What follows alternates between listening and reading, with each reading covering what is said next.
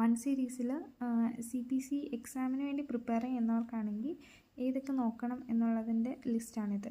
IND procedures, അതായത് incision and drainage, pilonidal cyst, debridement, destruction, repairs, laceration repairs എല്ലാം, പിന്നെ excision concepts, benign ആണോ malignant ആണോ, പിന്നെ ATT അഡ്ജസൻറ്റ് ട്രാൻസ്ഫർ ടിഷ്യൂ, പിന്നെ അതിൻ്റെ അകത്ത് അല്ലോഗ്രാഫ്റ്റ് മീൻസ് ഗ്രാഫ്റ്റ്, ഫ്ലാപ്പ്, ഇതൊക്കെ തന്നെ അത്യാവശ്യം മനസ്സിലാക്കി വയ്ക്കുക, എന്താണ് എങ്ങനെയാണ് എന്നുള്ളത് മനസ്സിലാക്കി. പിന്നെ സർജറി, ഇതിൽ കാൽക്കുലേഷൻ വരുന്നുണ്ട് ബേസ്ഡ് അപ്പോൺ ലൊക്കേഷൻ.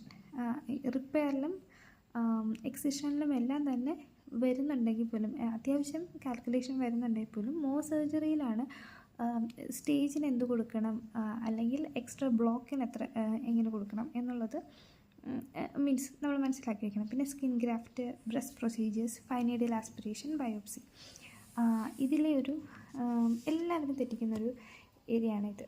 എക്സിഷനും റിപ്പയർസും, അല്ലെങ്കിൽ ഇങ്ങനെ വന്നു കഴിഞ്ഞാൽ ഇതിൽ എങ്ങനെ ആണ് ഇത് കൊടുക്കേണ്ടതെന്ന്.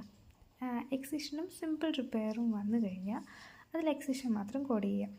എക്സിഷനും ഇൻ്റർമീഡിയറ്റ് റിപ്പയറും ആണെങ്കിൽ രണ്ടും തന്നെ കോഡ് ചെയ്യണം. ഇൻ്റർമീഡിയറ്റും കോഡ് ചെയ്യണം, എക്സിഷനും കോഡ് ചെയ്യണം. അതിൻ്റെ അകത്ത് മോഡിഫയേഴ്സ് ആപ്ലിക്കബിൾ ആണെങ്കിൽ അതും കൊടുക്കുക. പിന്നെ ഇൻ്റർമീഡിയറ്റ് റിപ്പയർസ് വരുമ്പം നിങ്ങൾ ശ്രദ്ധിക്കേണ്ട കാര്യം, സൂപ്പർഫിഷ്യൽ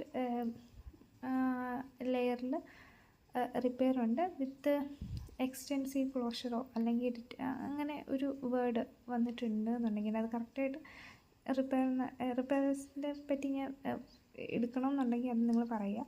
ആ സമയത്ത് ഞാൻ പറഞ്ഞുതരാം.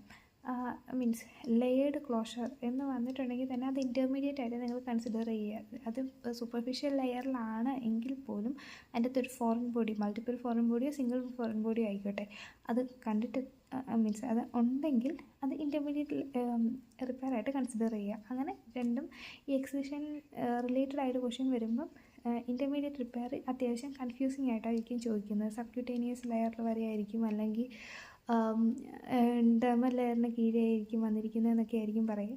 സോ നിങ്ങളത് നോക്കി കോഡ് ചെയ്യുക.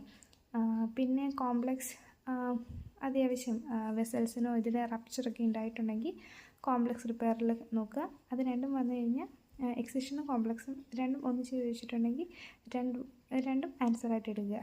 പിന്നെ എക്സിഷനും ATT എല്ലാവരും തെറ്റിക്കുന്നൊരു ഏരിയയാണത്. ATT മാത്രമേ അന്നേരം കോഡ് ചെയ്യാവുള്ളൂ. പിന്നെ ഫ്ലാപ്പും ഗ്രാഫ്റ്റും വരുമ്പോൾ അതിലും രണ്ടും ഒരുമിച്ച് കോഡ് ചെയ്യാം. ഇതിൽ വലിയ ഇത് നോക്കാതിരിക്കുക. എന്ന് വെച്ച് കഴിഞ്ഞാൽ വൺ സീരീസിലെ ഏറ്റവും കൺഫ്യൂസിങ് ആയിട്ടുള്ളൊരു ഏരിയ ഇതായിരിക്കും.